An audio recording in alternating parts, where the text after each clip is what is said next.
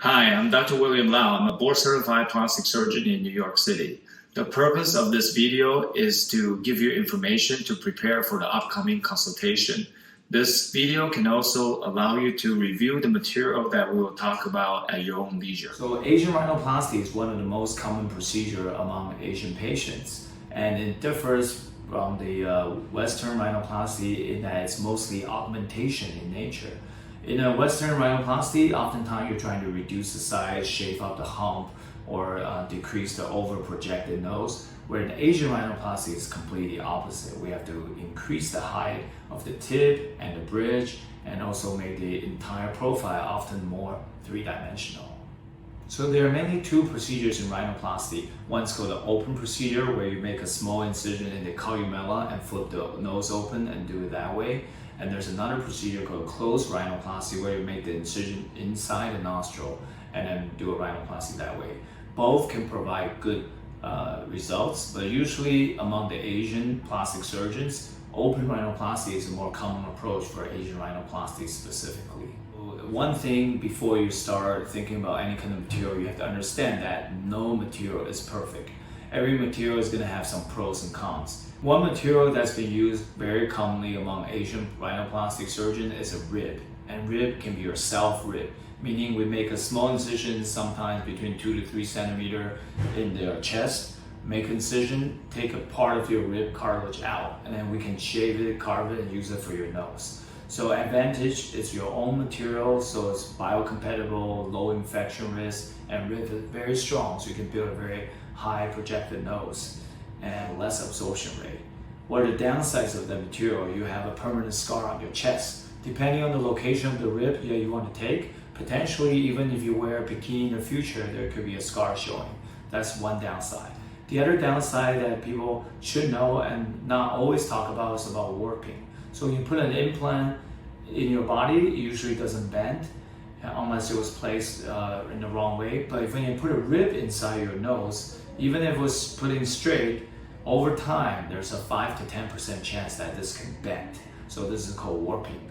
So there are ways to prevent it, but there's no way to guarantee that it will not happen. Another material that people often use in our clinic is called donor rib. Donor rib is a donated cadaver rib. FDA approved, comes in a sterile package, a piece of rib. So we can just open the package and start carving it. So the advantage is also human ribs, so biocompatible, low infection risk, pretty strong and can be very high and don't have to harvest yours. So it has all the advantage of using your rib, except you don't have to harvest yours. But it also have downside. Downside of cadaver rib is that it has a little bit unpredictable absorption rate. And what does that mean? Like all cartilage has absorption risk. Absorption meaning part of the cartilage gets decomposed or break down by your body and loses the support. So initially, let's say if you build your nose really high, and then if you absorb a little bit, it'll come down a little bit. If you absorb a lot, it'll come down more. So donor rib, we have used a lot of it. I would say most people are very happy with it, but there's occasionally some cases that the absorption rate is higher than they thought. So they were a little bit sad after if the absorption is higher and the tip drops more. So that's donor rib.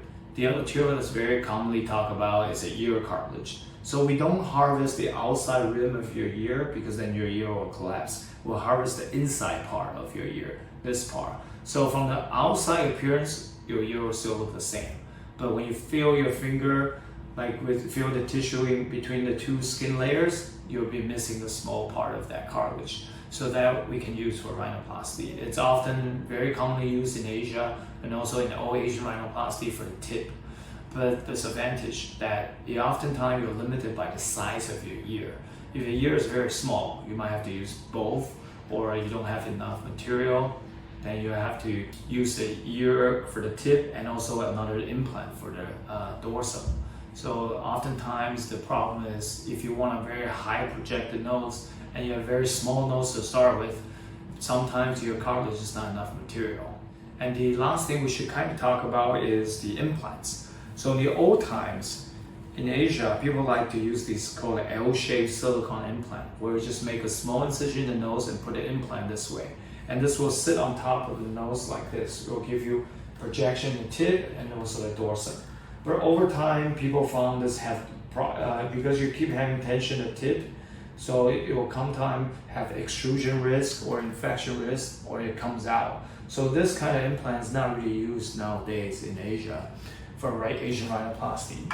If we have to use an implant, we'll use something called an I shape, whereas it just kind of sits on top of the nose. And then your tip will still have to build up by some kind of biomaterial like ear cartilage, donor rib, or rib cartilage. Implant for the dorsum is actually relatively safe.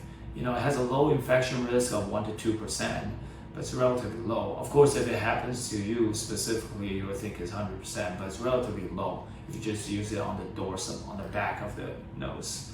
And it doesn't warp, doesn't bend over time.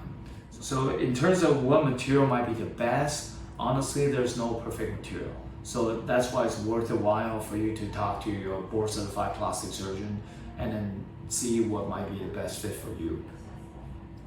So in our clinic, during consultation, we usually do a 3D simulation on your face. We can then use the 3D model to move around your tip, increase the height of your dorsum, shrink the tip, and do various things to show you what it might look like on your face. Many patients often come with some celebrity's nose and a picture of some movie star, but honestly, if you put that specific nose on your face, it might look kind of out of place because everyone's nose and everyone's face are different. So the 3D simulation we find is the best communication tool. And then from that 3D image, we can discuss what kind of material might be the best for you to achieve that result. Of course, the simulation is not 100% guaranteed, but at least it gives the surgeon and you as a patient a visual communication of what you actually like. So we find it very useful. And then after surgery, typically you wear a splint for about a week. And then you'll come back for the splint removal and suture removal. So typically on the day of surgery, you'll come in, you'll check with our staff, and then we'll mark you. And depending on what we're doing, we might just mark the bridge, or we might mark a little bit in the alar if you're doing some alar reduction at the same time. And then our anesthesiologist will also meet with you. You need someone to pick you up, and typically this surgery is done under general anesthesia. And when you go home, surprisingly, it's not so painful. We typically don't give patient any pain medication unless they were doing a rib rhinoplasty where we have to harvest a rib, and typically we'll give you pain medication for that.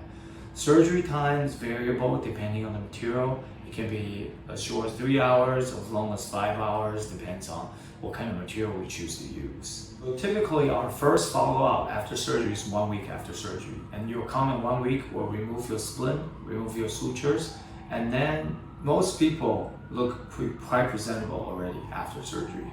And then about 1 month's time, usually 2/3 of the swelling is gone. And then it may take about 6 months to a year for all the swelling to dissolve. But actually it's very minimal. And I would say most people look very presentable even at 1 week time.